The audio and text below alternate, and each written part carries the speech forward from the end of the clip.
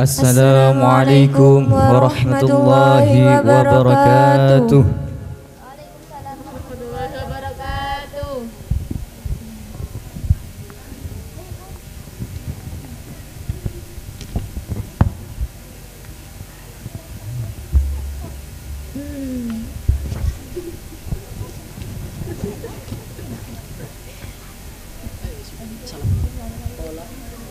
Qala musannifu rahimahumullahu ta'ala wa nafa'ana bihi wa bi'ulumihi fid dharaini amin.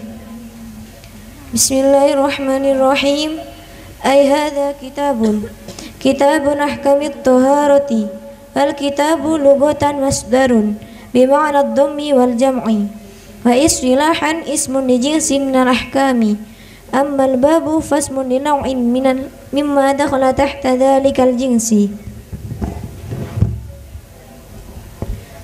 Wa taharatu bi fathit ta'i lughatan an-nadhafatu wa amma syar'an fa fiha tafasiru katsiratun minha qawluhum fi'lu ma tustabahu bihi as-salatu ay min wudu'i wa ghusli wa tayammumin wa izalati najasatin amma taharatu bid-dhammi fasmun li baqiyatil ma'i wa lamma kana al-ma'u alatan lit-taharati istaturudda al-musannifu li anwa'il miyahi faqala al-miyahu allati yajuzu an yashihu tadhiru biha sab'u miyahin ma'us sama'i ayunazilu minha wa huwa al-mataru wa ma'ul bahri ayil milhu wa ma'un nahri ayil hulwu wa ma'ul bi'ri wa ma'ul aini wa ma'ul thalji wa ma'ul bardi. Stop, coba dimaknai.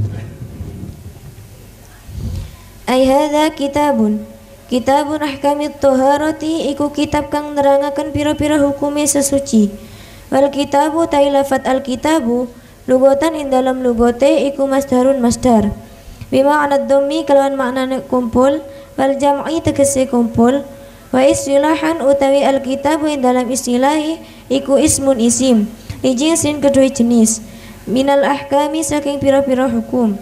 Amal babu tailafat al babu iku fasmun aran linauin kedua warna mimma saking barang dakhala kang manjing apa ma tahta dzalikal jinsi ing dalam ngisor-ngisore mengkono-mengkono jenis. Stop, coba diterjemah kemudian dijelaskan. Toharo secara bahasa adalah kebersihan, sedangkan secara istilah adalah melakukan sesuatu yang bisa menjadikan sahnya sholat. Misalnya seperti wudhu, mandi, tayamum, dan menghilangkan najis. Air yang bisa digunakan untuk bersuci itu ada 7 macam. Yang pertama yaitu air hujan. Jadi air hujan itu bisa digunakan untuk bersuci. Dalilnya dalam Al-Quran, kisah surat Al-Anfal ayat 11 yang berbunyi wa yunazzilu alaikum minas sama'i ma'an liyutahhirakum bi, yang artinya dan Allah menurunkan kepadamu hujan dari langit untuk mensucikan kamu dengan hujan itu. Yang kedua yaitu air laut. Air laut itu bisa digunakan untuk bersuci atau berwudu.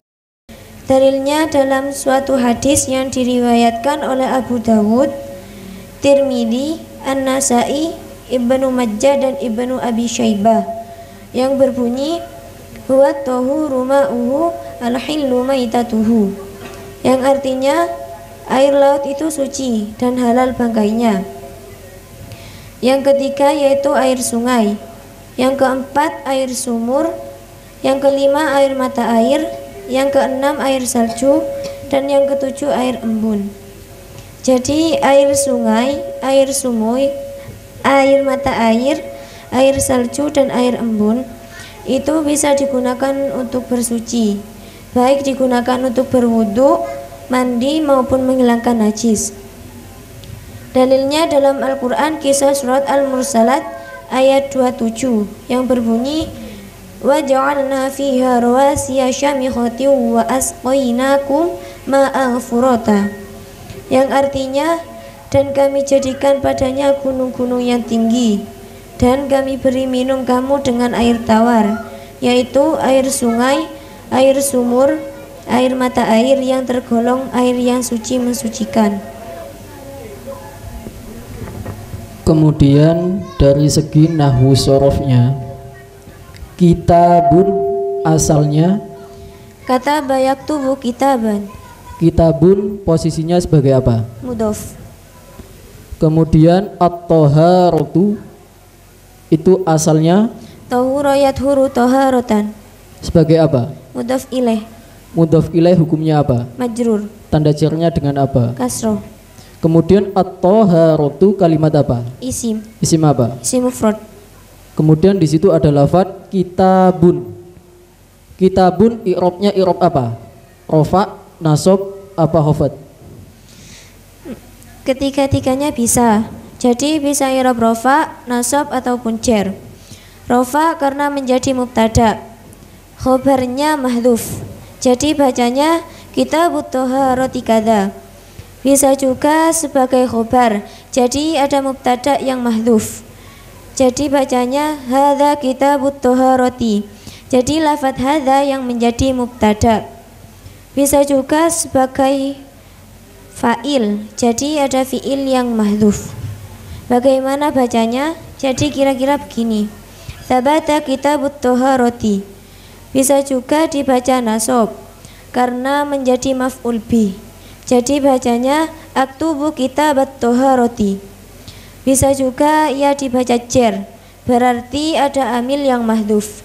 Jadi bacanya unzur ila kitabit thaharati.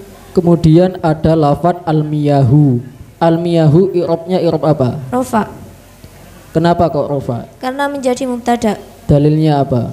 Al-mubtada ismun maf'ul mu'abbadu an kulli lafdin 'amilin mujarradu. Tandanya dengan apa? Dhamma Kenapa kok dhamma? karena jamak taksir. Jamak taksir dari lafadz apa? Ma'un Kemudian lafadz allati.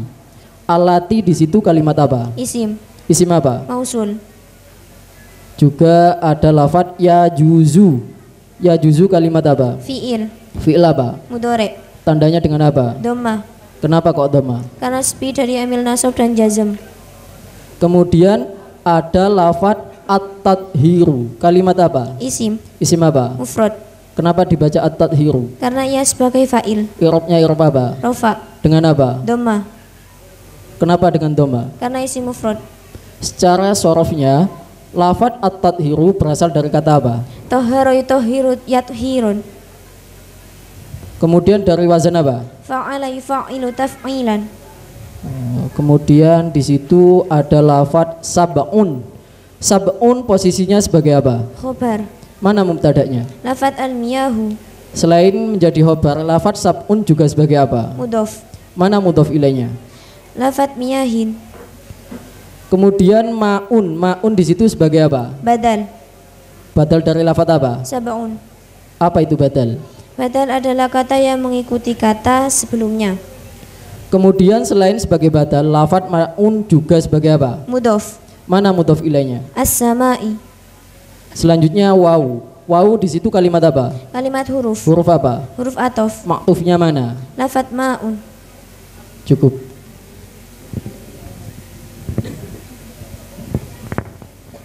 Salam. Assalamualaikum warahmatullahi wabarakatuh. Waalaikumsalam warahmatullahi wabarakatuh. Untuk selanjutnya coba dibuka halaman 111. Di situ ada bab Kitabu Bayani Asyam tentang puasa. Coba dibaca.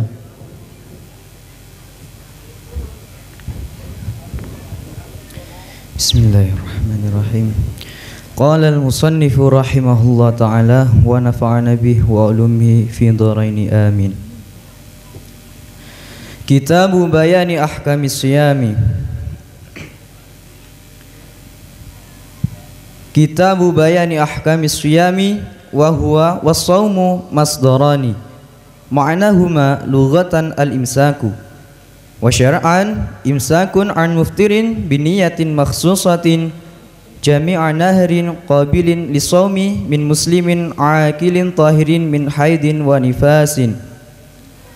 Wa syara'itu wujubis siyami thalathatu asya'a wa fi ba'din nusakhi arba'atu asya'a al-islamu wal bulughu wal aqlu wal qudratu 'ala as-sawmi. Coba dimaknai. Ai hadza kitabun Kitabu bayaan ahkamis siyami, iku kitab kang mertelaake pira-pira hukume poso. Wa huwa utawi as-siyam was-shaumu lan poso iku masdaroni masdar karone. Maknahuma utawi maknane siyam was-shaum lugatan ing dalam lugate iku al-imsaku ngeker.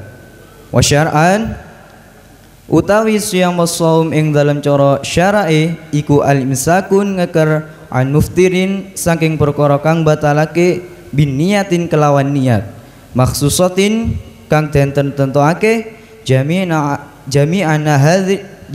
harin ing dalam sekabehane awan qabilin kang nerima lisawmi maring poso min muslimin saking wong Islam aqilin kang duweni akal tahirin kang suci min haidin saking haid wa nifasin lan nifas. Wa syaraitu wujubis siyami utawi pira-pira syarat wajib poso iku salah satu asya'a telu pira-pira perkara.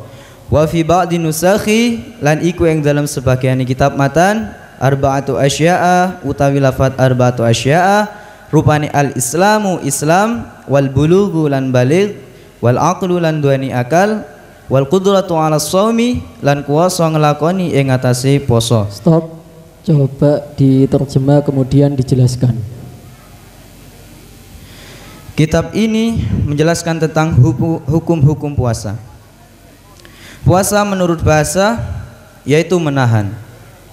Sedangkan menurut istilah yaitu menahan dari perkara yang dapat membatalkan puasa di siang hari pada bulan puasa.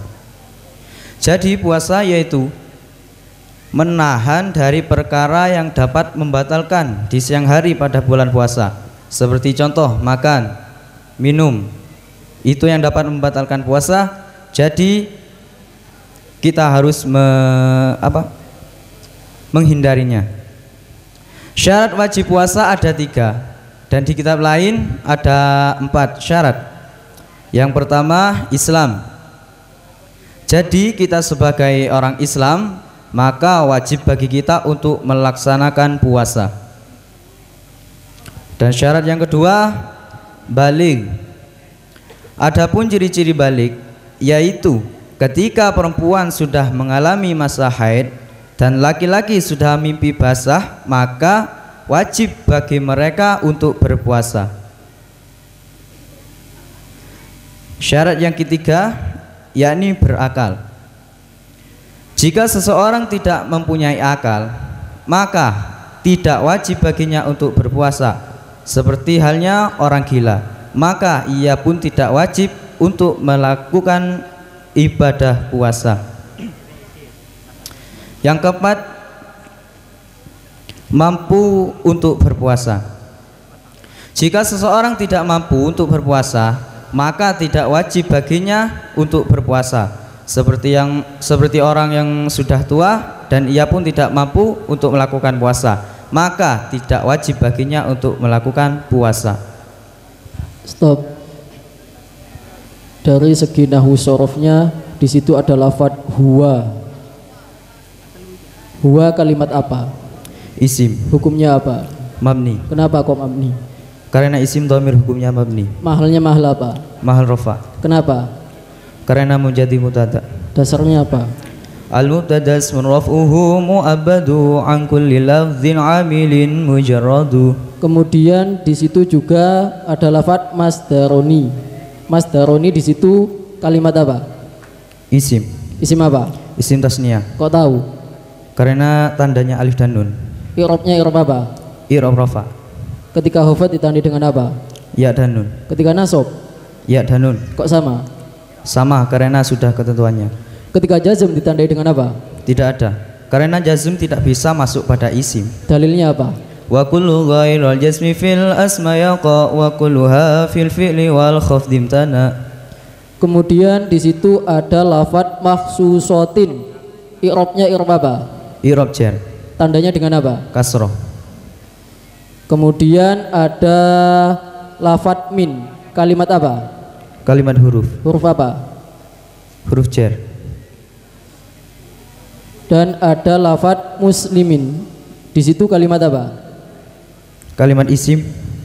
Dibaca jar kenapa? Karena kemasukan huruf jar. Kemudian muslimun apa sigotnya? Isim fa'il. Dari fi'il madhi apa? Aslama. Coba ditasrif dengan tasrif istilahi. Aslama yuslimu islaman wa muslaman fahuwa muslimun wa dzaka muslamun aslim la tuslim muslamun muslamun. Kemudian fi'il amarnya fi'il apa? Fi'il amarnya apa? Aslim. Fi'il amar dibuat dari apa? Fi'il mudhari'. Bagaimana cara membuat fi'il amar dari fi'il mudhari'? Huruf mudhara'ahnya dibuang. Jika setelah mudhara'ahnya sukun, maka didatangkan hamzah wasal. Jika tidak sukun, maka ditetapkan huruf mudhara'ahnya. Kemudian muslimun dari kata aslama. Coba aslama ditasrif lugawi. Aslama aslama aslamu aslamat aslamata aslamna aslamtu aslamtum aslamtum aslamti aslamtum aslamtunna aslamtu aslamna. Cukup. Kemudian selanjutnya kami buka pertanyaan untuk umum. Jadi kami buka 2 pertanyaan bebas.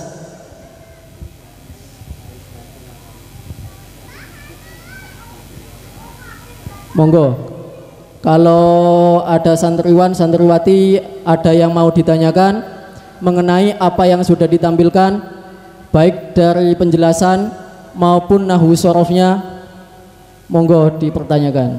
Saya buka 2 pertanyaan. Monggo. Ayo langsung berdiri. Dikasih mic 1.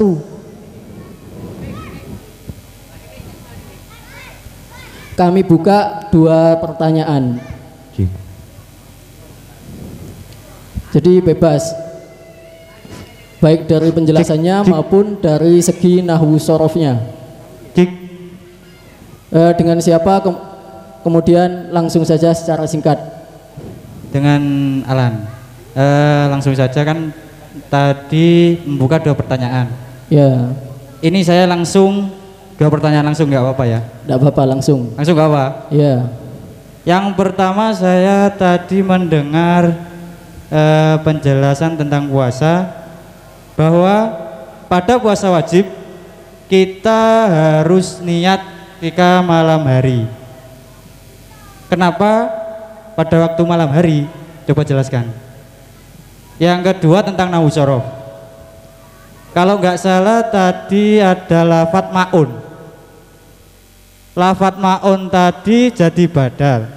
Coba jelaskan badal itu apa, berikan contoh dan dalilnya. Terima kasih. Terima kasih. Jadi langsung 2 pertanyaan. Yang pertama tentang penjelasannya, kemudian yang kedua dari nahwu sorofnya. Jadi pertanyaan yang pertama, kenapa niat dalam puasa fardu itu harus dilakukan di malam hari? Langsung dijawab.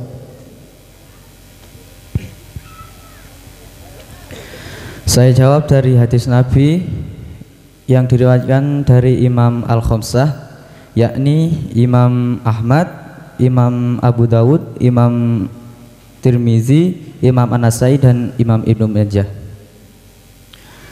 Yang hadis yang berbunyi, "Malam yubayyin as-siyama qabla al-fajri fala siyamalah."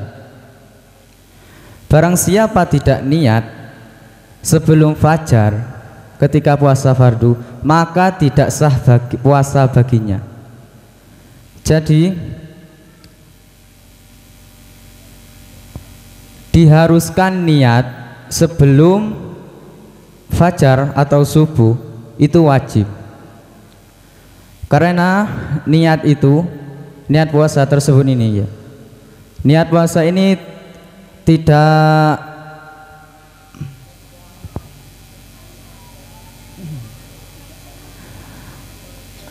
sama atau merupakan ibadah harian yang harus niat setiap hari. Seperti halnya sholat.